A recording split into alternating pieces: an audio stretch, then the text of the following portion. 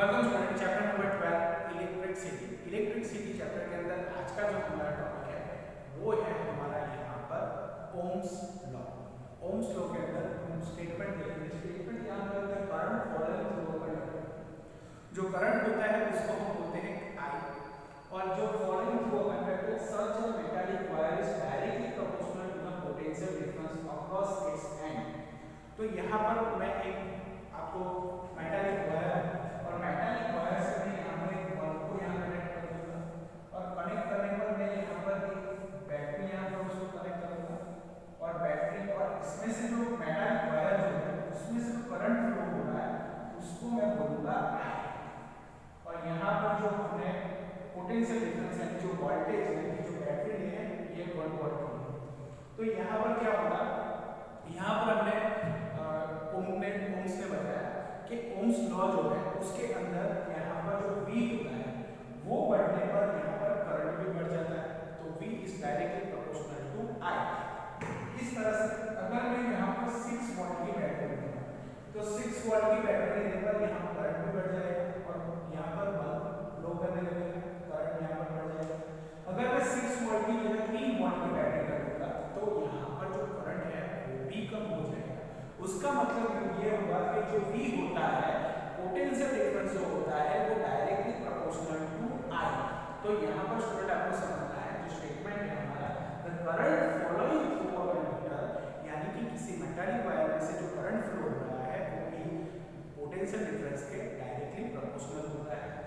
इस directly proportional to the potential difference across its end provided its temperature and other physical condition remains the same.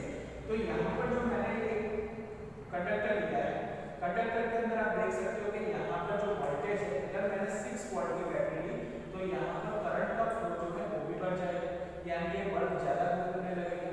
अगर मैं 6 volt की जगह 3 volt कर दूंगा तो यहाँ पर जो करंट है वो भी कम हो जाएगा। दैट इज व्हाई यहाँ पर जो हमें बताया गया है V is directly proportional to I।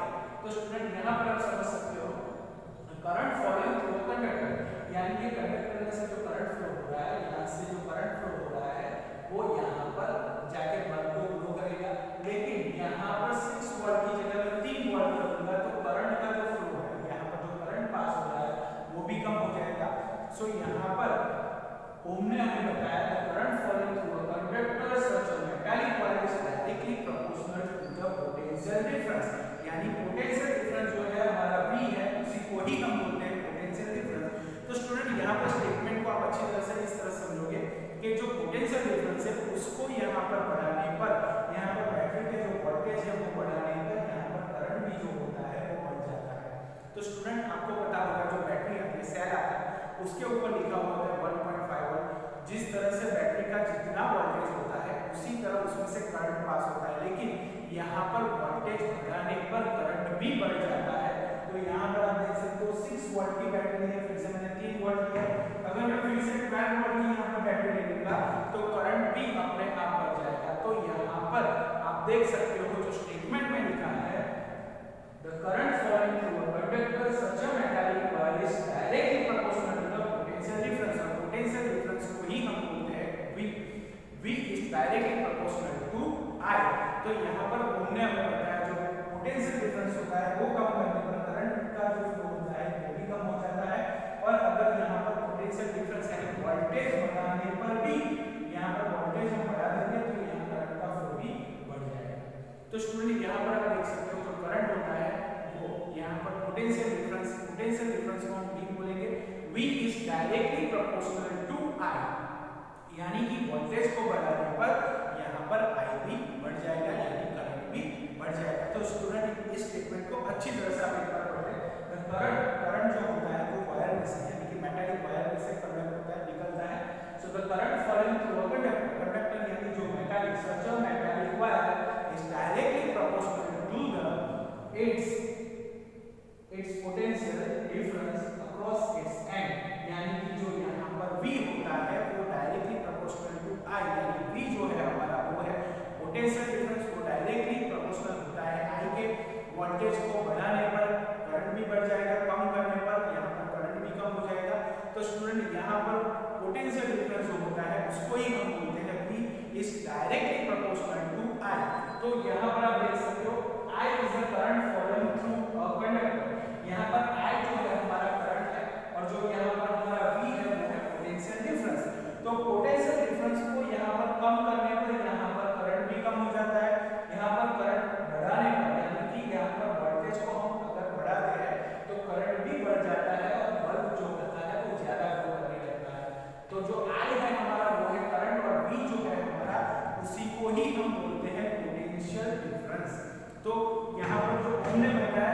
हिसाब से V जो होता है is directly proportional to I, यानी कि जो पोटेंशियल डिफरेंस होता है वो डायरेक्टली प्रोपोर्शनल टू I। तो V is directly proportional to I। V जो है हमारा पोटेंशियल डिफरेंस यानी कि जो वोल्टेज का यहाँ पर डिफरेंस है वो V है।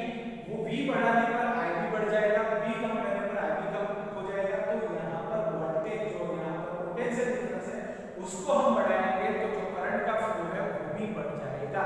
दैट्स व्हाई यहाँ पर ओम ने जो हमें बताया V is directly proportional to I। और वोल्टेज V को हम पोटेंशियल डिफरेंस भी बोल सकते हैं और वोल्टेज भी बोल सकते हैं। I जो है हमारा वो current across this and according to Ohm's law. Ohm ने हमें बताया जो वोल्टेज होता है वोल्टेज बढ़ाने पर करंट भी बढ़ जाता है, वोल्टेज कम करने पर यहाँ करंट भी कम हो जाता है। तो यहाँ P जो होता है पोटेंशियल डिफरेंस उसी को ही हम वोल्टेज बोलते हैं। Potential difference is directly proportional to I यानी कि करंट। तो स्टूडेंट यहाँ पर आपको स्टेटमेंट को अच्छी तरह से समझ लेना है। यहाँ मैंने मैकेनिक वायर जो है कितना काम करेगा, यहाँ मैंने बल्ब लिया है और बल्ब जो है यहाँ पर करंट पास करने पर वो ग्लो करेगा। करंट ज्यादा होगा बल्ब ज्यादा ग्लो करेगा, करंट कम कर देंगे बल्ब भी कम ग्लो करने लगेगा। तो स्टूडेंट ये स्टेटमेंट को आप अच्छी तरह से समझ लें, अच्छी तरह से पढ़िए। यहाँ पर I और जो V के बीच का रिलेशन है वो है V is directly proportional to I। लेकिन अगर यहाँ पर हम प्रोपोर्शनलिटी कांस्टेंट हटा देंगे तो V इज इक्वल टू यहाँ पर हो जाएगा I into R, यानी V is equal to I into R। I हमारा करंट है, V हमारा जो है पोटेंशियल डिफरेंस वोल्टेज बोलते हैं, R हमारा है रेजिस्टेंस।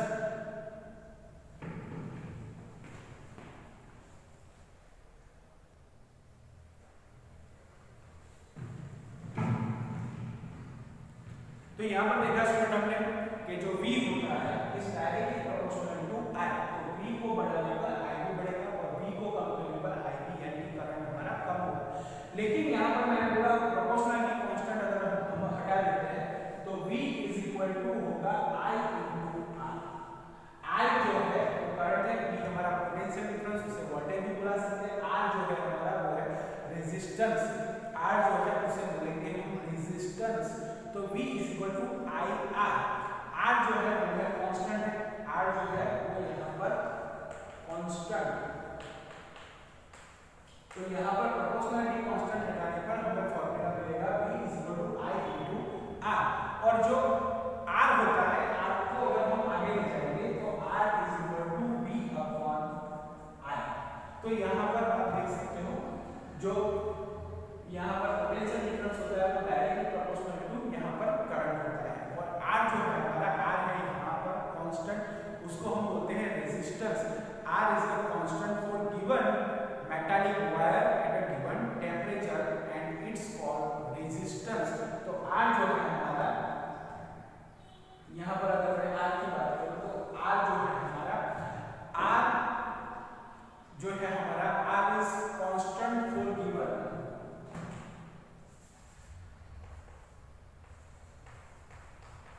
constant for given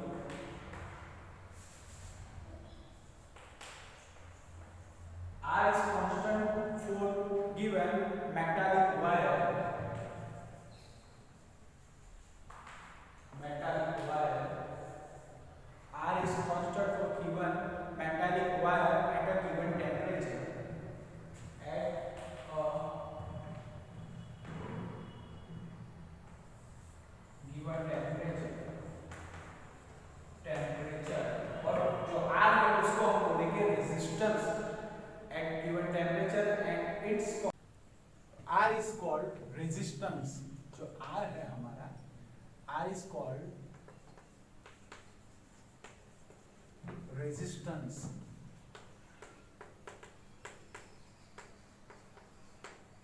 तो स्टूडेंट हमने देखा V is directly proportional to I, यानी कि जो वोल्टेज होता है वो करंट के डायरेक्टली प्रोपोर्शनल होता है। V बढ़ने पर I बढ़ता है। तो यहाँ जो R है R इज कॉल्ड रेजिस्टेंस। तो हमने लिखा था V is directly proportional to I, लेकिन यहाँ पर प्रोपोर्शनलिटी कांस्टेंट हटाने पर हम लिखते हैं V is equal to I into R। तो R is called resistance. Resistance is the property of a conductor. जो रेजिस्टेंस होता है वो कंडक्टर की प्रॉपर्टी होता है। तो यहाँ पर R इज कॉल्ड रेजिस्टेंस और आपने यहां पर देखा कि resistance is the property of a conductor. जो रेजिस्टेंस होता है हमारा is the property of conductor. आपने यहां पर देखा कि R is called resistance and R जो रेजिस्टेंस होता है उसकी जो प्रॉपर्टी होती है, so resistance is the property of a conductor to oppose the flow of charges, to oppose the flow of charges। तो यहां पर स्टूडेंट आपने देखा जो R होता है वो यहां पर कंडक्टर की प्रॉपर्टी है। Resistance is the property of a conductor to oppose the flow of charges through it, यानी कि जो चार्जेस को यहां पर अपोज करता है।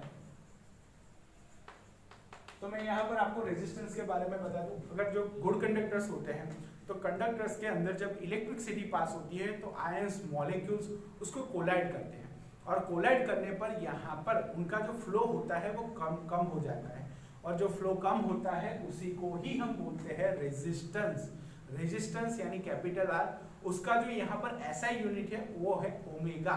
ओमेगा जो ग्रीक वर्ड है उसको हम बोलते हैं R का SI यूनिट। तो R is the called resistance. Resistance is the property of conductor to oppose the flow of charges through it. तो यहाँ पर रेजिस्टेंस क्या है? तो रेजिस्टेंस जो होता है यहाँ पर कंडक्टर के अंदर मॉलिक्यूल्स आयंस जो होते हैं वो यहाँ पर करंट को यहाँ पर कोलाइड करते हैं, और कोलाइड करने पर यहाँ पर उनका जो फ्लो हो जाता है वो कम हो जाता है, उसी को ही हम बोलते हैं रेजिस्टेंस। तो रेजिस्टेंस का मतलब यहाँ पर यही होता है कि जो फ्लो होता है करंट का उसको यहाँ अपोज करता है, उसको कोलाइड करता है, और कोलाइड करने पर उनका जो मोशन होता है वो कम हो जाता है, उसी को ही हम बोलते हैं रेजिस्टेंस। तो रेजिस्टेंस जो होता है उसका SI यूनिट है ओम, ओमेगा। ओमेगा जो SI यूनिट R का है, the SI unit of resistance, the SI unit of resistance, SI unit of resistance यानी कि R का जो यहाँ पर SI यूनिट है वो है ओम, इज ओम। और जो ओम है उसको हम ग्रीक वर्ड, जो ग्रीक वर्ड है उसके अंदर ओम को इस तरह से लिखते हैं और उसका नाम होता है omega. So omega the SI unit of resistance is ohm. इसको इस तरह से हम रिप्रेजेंट करते हैं, उसी को ही हम बोलते हैं ओमेगा। तो ओमेगा जो ग्रीक वर्ड है। Then according to Ohm's law, यहाँ पर अगर ओम्स लॉ की हम बात करें तो according to Ohm law, according to Ohm's law, तो ओम के अकॉर्डिंग अगर उनके जो यहाँ पर उनका जो स्टेटमेंट दिया गया था उनकी अगर हम बात करें तो यहाँ पर R जो है वो constant R is equal to V upon I, यानी कि जो रेजिस्टेंस है is equal to voltage upon current, यानी कि एम्पियर।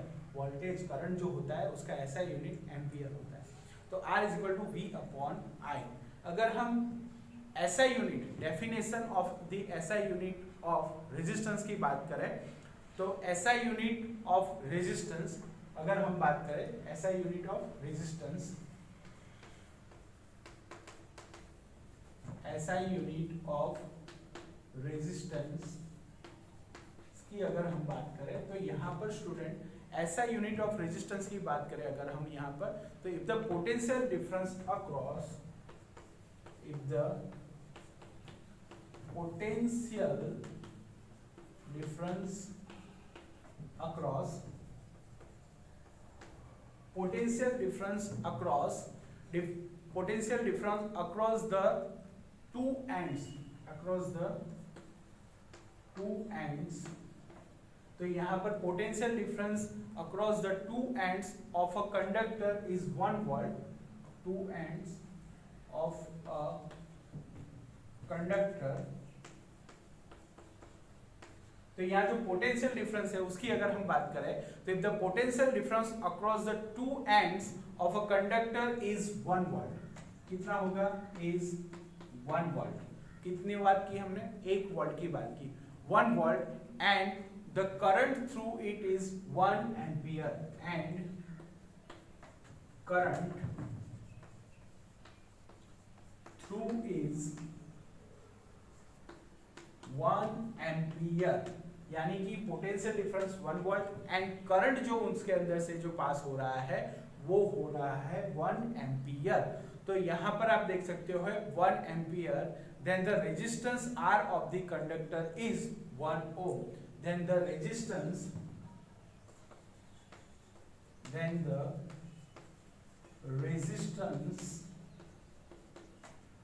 रेजिस्टेंस जो उनके अंदर से जो रेजिस्टेंस आ रहा है वो होगा 1 ओम, यानी कि यहां पर जो the resistance R of the conductor,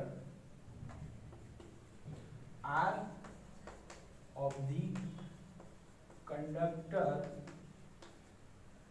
यानी रेजिस्टेंस को हम बुलाते हैं कैपिटल आर।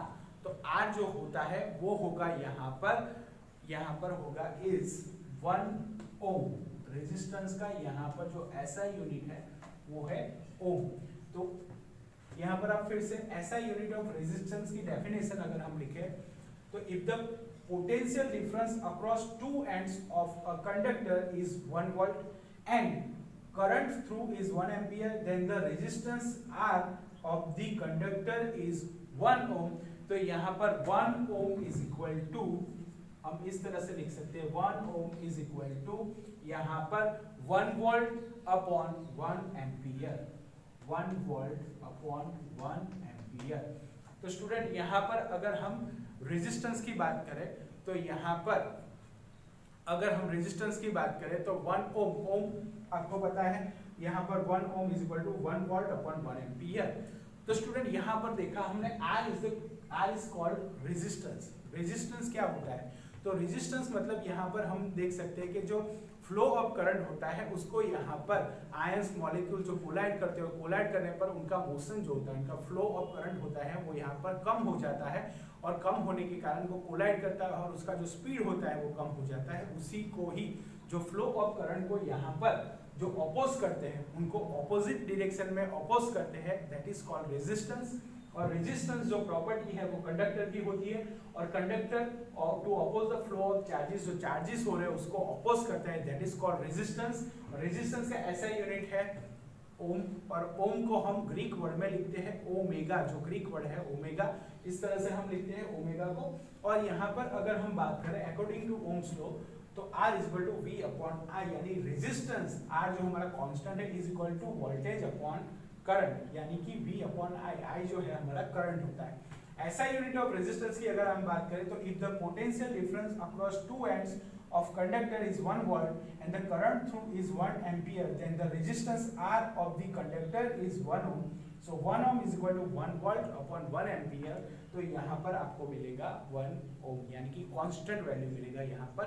इसके बाद का जो टॉपिक है उसके अंदर हम ग्राफ के बारे में, जो एम्पियर्स सॉरी यहाँ पर जो ओम्स लॉ है उसको वेरीफाई करने के लिए यहाँ पर हम ग्राफ ड्रॉ करेंगे और ग्राफ का वैल्यू जो है वो स्ट्रेट लाइन में मिल रहा है, कांस्टेंट मिल रहा है, तो उसको यहाँ पर हम इस टॉपिक के बाद पढ़ेंगे। तो यहाँ पर ग्राफ के बारे में जो आर का वैल्यू आपको कांस्टेंट मिलेगा, यहाँ पर रेजिस्टेंस का वैल्यू जो मिलता है वो कांस्टेंट मिलेगा। तो यहाँ पर ओम्स लॉ को आप अच्छी तरह से पढ़ ले और अच्छी तरह से पढ़ने के बाद उसका यहाँ पर आर का वैल्यू देख ले, आर को किस यूनिट में लिखते हैं, एम्पियर, वोल्टेज, पोटेंशियल डिफरेंस, ये सारे बारे में आप अच्छी तरह से पढ़ लो। Okay student, goodbye, good luck.